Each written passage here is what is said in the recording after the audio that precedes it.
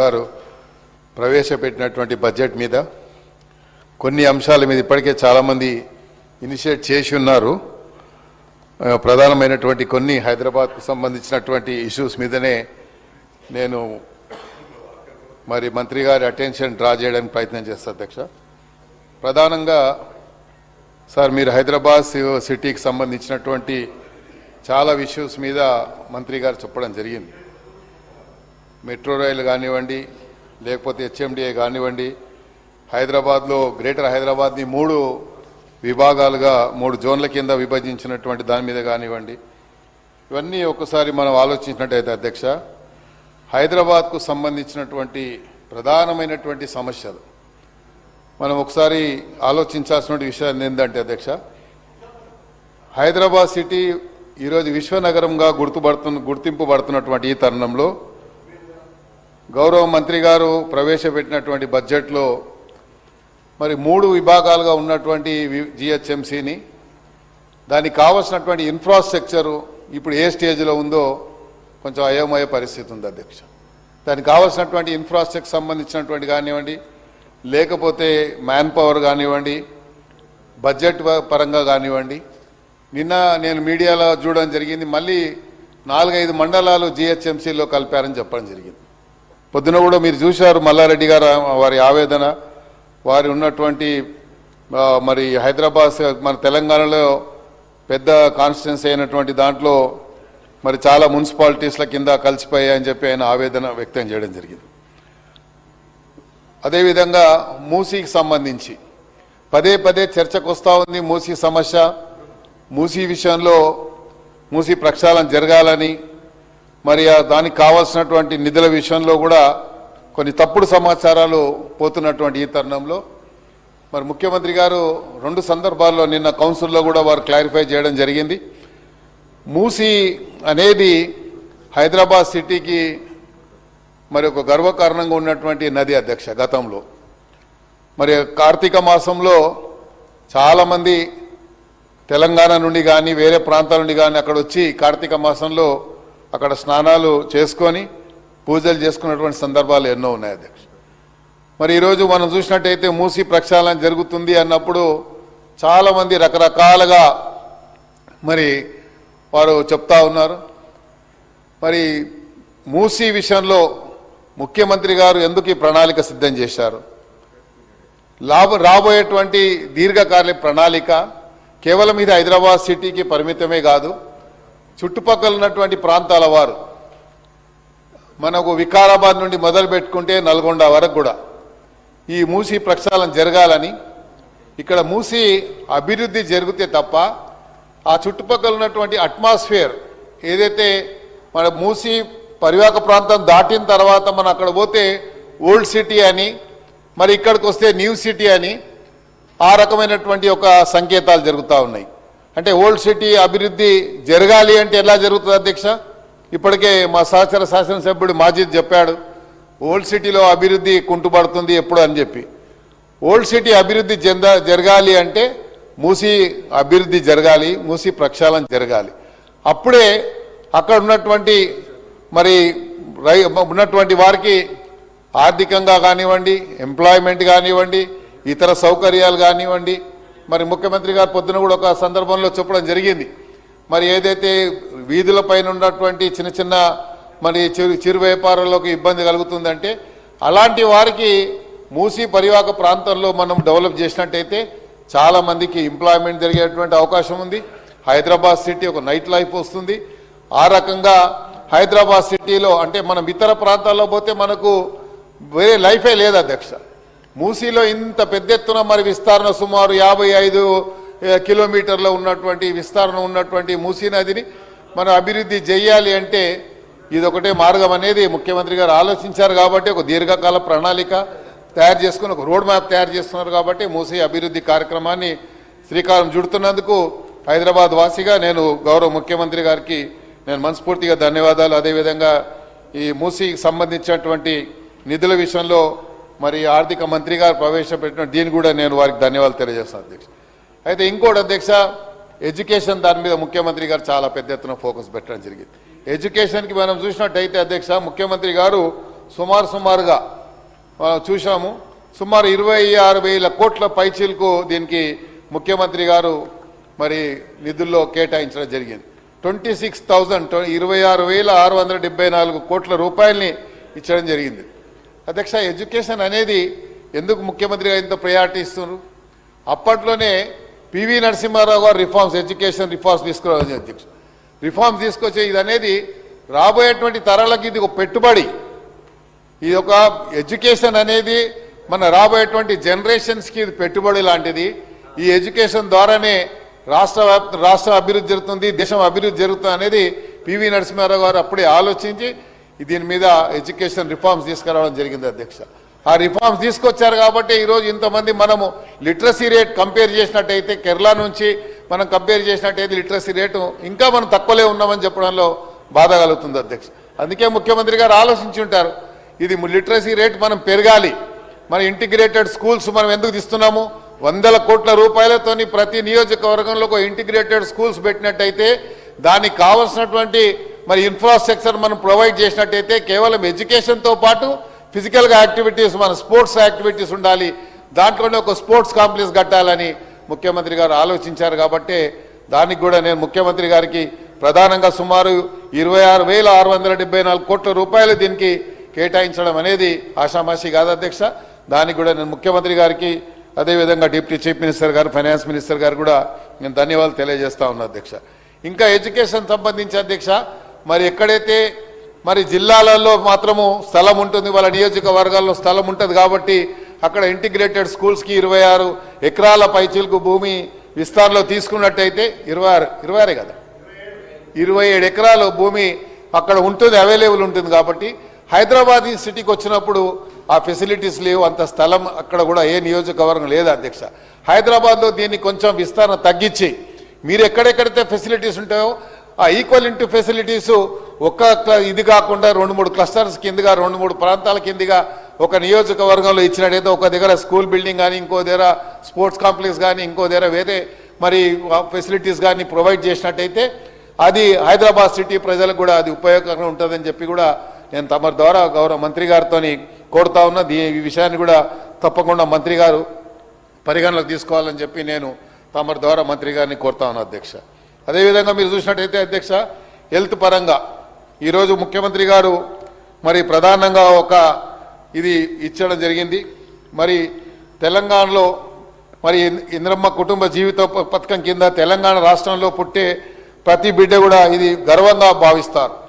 ఏదన్నా కుటుంబంలో ఒక కుటుంబ సభ్యుడు అకాల మరణం చెందినప్పుడు ఆ కుటుంబంలో ఉన్నటువంటి వారికి ఆర్థిక సాయం అందాలంటే ఎలాగా అన్నటువంటి ఆలోచనతోని ఈరోజు ఇంద్రమ్మ జీవిత బీమా పథకాన్ని తీసుకురావడం అనేది భారతదేశ చరిత్రలో ఎక్కడ జరగలేదు. అధ్యక్ష, ఈరోజు మనం చూసినట్టయితే దీనికి కావలసినటువంటి విధి విధానాలు కూడా మంత్రి గారు ప్రకటించడం జరిగింది. ఎక్కడ కూడా లేదు. 5 లక్షల రూపాయలతో జీవిత బీమా పెట్టి రావాల్సినటువంటి వారికి సుమారు 1,15,00,000 మంది కుటుంబాలకి దీన్ని పరిగణలో తీసుకోవడం జరిగింది. ఇది అదేవిధంగా అధ్యక్ష విద్యాపరంగా నేను చెప్పినప్పుడు ఇప్పుడే చెప్పినట్టుగా మీరు చూసినట్టయితే చాలా రకాలుగా మన విద్యావంతుల్ని మనం తయారు చేస్తూ ఉన్నాం. కానీ కొన్ని విషయాల్లో మాత్రము మనము ఇగ్నోర్ చేస్తున్నట్టు, అంటే ప్రభుత్వ దృష్టికి రాలేదేమో అని వస్తుందో లేదో అనేది కూడా కొంచెం ఆవేదన కలుగుతూ ఉంది. అధ్యక్ష, ఎందుకు చెప్తా ఉన్నా అంటే బీసీలకు సంబంధించి ఈరోజు బ్యాక్వర్డ్ క్లాసెస్కి ఏమడుగుతున్నాం అధ్యక్ష? సంఖ్యాపరంగా మనం చూసినట్టయితే మనం ఈరోజు మీ సెన్సస్ ప్రకారం చూసినట్టయితే మోర్ దెన్ 56%, అంటే నియర్లీ 60% బ్యాక్వర్డ్ క్లాస్ ఈ రాష్ట్రంలో దేశంలో ఉంటే అందుకనే రాహుల్ గాంధీ గారు ఆలోచించారు బీసీలకు కులగణన జరిగిన తర్వాత ఆ సంఖ్య ఆధారంగా వాళ్ళకు అధికారం ఇవ్వాలి అనేది ఒక ఆలోచన కలిగి ఈరోజు బీసీలకు ప్రయారిటీ ఇవ్వాలని చెప్పారు. అయితే ఇందులో ఎస్టీ సబ్ ప్లాన్ ఉంది, అన్ని ఇతర ఎస్టీ సబ్ ప్లాన్ ఉంది. నేను తమ ద్వారా గౌరవ మంత్రి గారిని కోరుతా ఉన్నాను, బీసీ సబ్ ప్లాన్ని కూడా మీరు కేటాయించి ఇట్లా పెట్టాలని కూడా నేను డిమాండ్ చేస్తా ఉన్నాను. ఎందుకంటే బీసీలో 56 పైచీలకు ఉన్నటువంటి ఈ రాష్ట్రంలో డిసైడింగ్ ఫ్యాక్టర్ అధ్యక్ష ఈ కమ్యూనిటీ అనేది.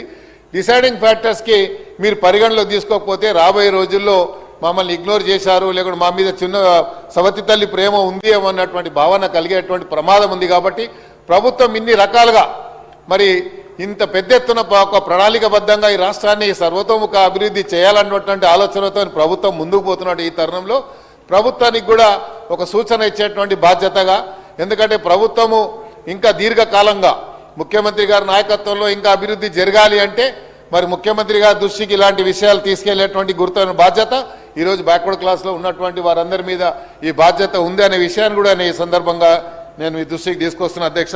తప్పకుండా అక్కడ మినిట్స్ నోట్ చేసుకునే వాళ్ళు ముఖ్యమంత్రి గారికి ఇక్కడ ఎందుకంటే ఫైనాన్స్ మినిస్టర్ గారు లేరు, మరి నోట్ చేసుకునేవారు ఈ విషయాన్ని కూడా తీసుకెళ్లాలని కూడా తమ ద్వారా కోరుతా ఉన్నాను.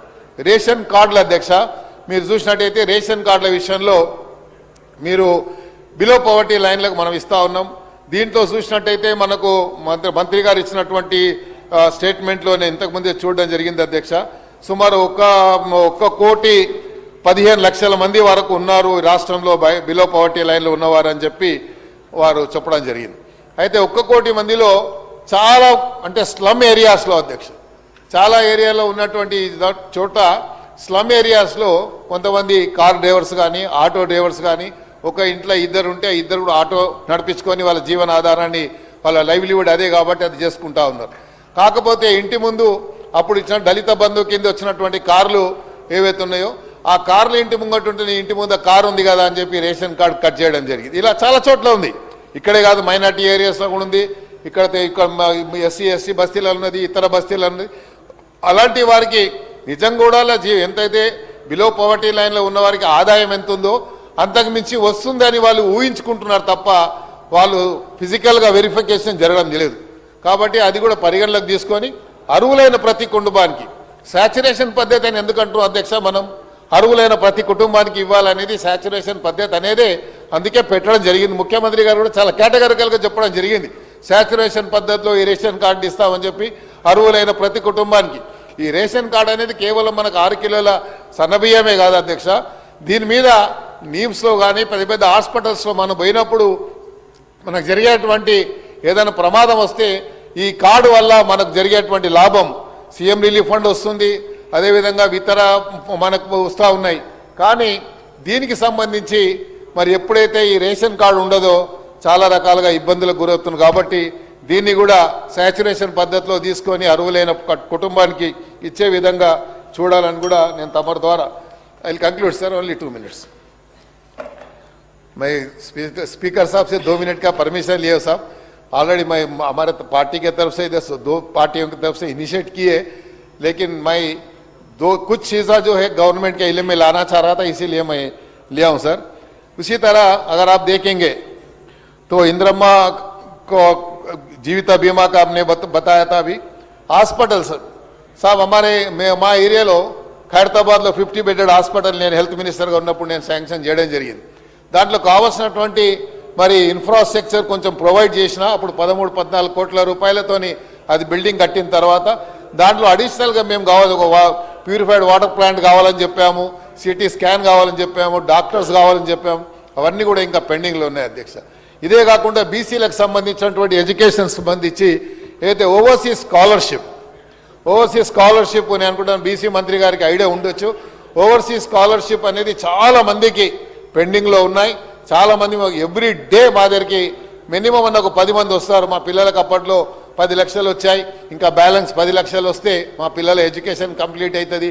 ఇప్పుడు ఉన్నటువంటి పరిస్థితుల్లో ఉన్నటువంటి మీరు ఇజ్రాయెల్, ఇరాను మరి యుఎస్ఈ వార్ సందర్భంలో చాలామంది భయప్రాంతులై మళ్ళీ తిరిగి రావాలనుకుంటారు. ఎందుకంటే మళ్ళీ మధ్యలో డ్రాప్ అవుట్ అయి వస్తే ఒక అకాడమిక్ ఇయర్ మొత్తం కూడా అలా పోయేటువంటి ప్రమాదం ఉంది. కాబట్టి ఆ స్కాలర్షిప్ ఏదైతే పెండింగ్లో ఉన్నటువంటి బీసీ ఓవర్సీస్ స్కాలర్షిప్ని వెంబడే రిలీజ్ చేసినట్టయితే వారికి సరైనటువంటి లాభం జరుగుతుంది అని. ఎందుకంటే మనం విద్య అనేది ఒక టాప్ ప్రియారిటీగా తీసుకున్నారు ముఖ్యమంత్రి గారు. కాబట్టి అది ఒక మరి ఇది కేవలం ఒక ఇదిగా కాకుండా ప్రభుత్వం మీద ఎక్స్చెక్కర్ మీద భారం అనుకోకుండా ఇది బాధ్యతగా భావించి వారేమో చెప్తూ ఉంటారు సార్. అధ్యక్ష, గౌరవ సభ్యులు అడిగినట్టుగా ఎవరైనా విదేశీ విద్యానిధి కింద మొదటి ఇన్స్టాల్మెంట్ పొంది ఉండి రెండో ఇన్స్టాల్మెంట్ రాకపోతే దయచేసి వారే కాదు గౌరవ సభ్యులు ఎవరైనా వారి నియోజకవర్గాలు ఉంటే వారి వివరాలు ఇవ్వండి, తప్పకుండా వాటికి సంబంధించిన పేమెంట్ చేపిస్తాం. ఎందుకంటే విదేశీ విద్య మధ్యలో ఆపడం అనేటువంటిది ఆ కుటుంబానికే భారం అవుతుంది కాబట్టి అటువంటి వివరాలు ఇవ్వని కోరుతాను. అదేవిధంగా సంఖ్య 300 ఉంటే 700కు పెంచి ఒక కుటుంబాలు బాగుపడే విధంగా అక్కడ బయట ఉన్నత విద్యను చదువుకోవడానికి ఇచ్చేటువంటి అవకాశాన్ని ప్రభుత్వం కలుగజేస్తూ ఉంది. పర్టికులర్లీ బీసీలకు సంబంధించి 300 నుంచి 700 సంఖ్య కూడా పెంచినాం. మెరిట్లో ఇస్తా ఉన్నాం. గతంలో లిస్టులో పొందినటువంటి వారు ఎవరైనా ఏదైనా కారణంతో ఆగి ఉంటే సాంకేతికంగా ఇతరత్ర ఇబ్బందుల వల్ల ఉంటే వాటి వివరాలు ఎవరైనా సరే ఆ గౌరవ సభ్యుడు లేవనెత్తినటువంటి అంశం మేరకు వాటి వివరాలను సంబంధిత డిపార్ట్మెంట్ అంటే ఎస్సీ అయితే ఎస్సీ, ఎస్టీ అయితే ఎస్టీ, మైనారిటీ అదేవిధంగా బీసీలకు సంబంధించినటువంటి డిపార్ట్మెంట్లలో ఇవ్వచ్చు అనే మాటని ఈ సందర్భంగా మీ ద్వారా విజ్ఞప్తి చేస్తున్నాను. Thank you sir. గౌరవ మంత్రి గారు ఎంబడే స్పందించి ఒక మెసేజ్ని ప్రభుత్వ పరంగా మీ సభ ద్వారా ఇచ్చినందుకు వారికి నేను ధన్యవాదాలు తెలియజేస్తూ, అధ్యక్ష, విద్యార్థులకు సంబంధించి న్యూట్రిషన్ బ్రేక్ఫాస్టు మరి కేజీ నుంచి ఇంటర్మీడియట్ వరకు కూడా ముఖ్యమంత్రి గారు ఆలోచించి ఇందులో పెట్టండి. This a landmark initiative will improve nutrition health అది outcomes in increasing the attendance of the punctuality, reduce drop outs. అదే కదా అధ్యక్ష ముఖ్యమంత్రి గారు ఆలోచన, లేకుంటే ప్రభుత్వం ఉన్నటువంటి విద్యార్థుల ఆలోచన. ఎందుకు పిల్లలకు పేద కుటుంబాలు ఎవరైతే గవర్నమెంట్ స్కూల్లో చదువుకునేవారు కానీ లేకపోతే ఎక్కడన్నా హాస్టల్స్లో ఉండేవారు కానీ సరైనటువంటి భోజనం సరిగ్గా దొరకకపోతే సరైనటువంటి న్యూట్రిషన్ అందకుంటే ఎన్నో డ్రాప్ అవుట్స్ జరుగుతాను. అందుకే నేను చెప్పడం అధ్యక్ష, literacy rate comparing to other states అంటే కేరళ నుండి మనం కంపేర్ చేసుకున్నట్టయితే మన లిటరసీ రేట్ తక్కువ ఉంది అని చెప్పడానికి ప్రయత్నం. అందుకని ఇవన్నీ పరిగణలోకి తీసుకొని ఈరోజు మధ్యాహ్న భోజనం కానీ లేకపోతే న్యూట్రిషన్ ఇవ్వాలి పిల్లలకు, బ్రేక్ఫాస్ట్ నుంచి లంచ్, అది ఇంటర్మీడియట్ స్టూడెంట్ వారు కూడా ఇవ్వాలనేది ఇది one of the best initiative అని చెప్పి ఈ సందర్భంగా ఆ విద్యార్థుల తరఫున కూడా నేను గౌరవ ముఖ్యమంత్రి గారికి అదే ఆర్థిక మంత్రి గారికి కూడా నేను ధన్యవాదాలు తెలియజేస్తున్నాను అధ్యక్ష. ఇలాంటి ఇనిషియేటివ్స్ తీసుకొచ్చి ఈరోజు రాష్ట్రంలో ఉన్నటువంటి ప్రజలు అందరు ప్రజల యొక్క ఆలోచనని పరిగణలోకి తీసుకొని వాళ్ళ ఆలోచన విధానాన్ని మీరు పరిగణలోకి తీసుకున్నందుకు, అదేవిధంగా నాకు సమయం ఇచ్చినందుకు మీకు, అదేవిధంగా ఆర్థిక మంత్రి గారికి హృదయపూర్వక ధన్యవాదాలు. Thank you.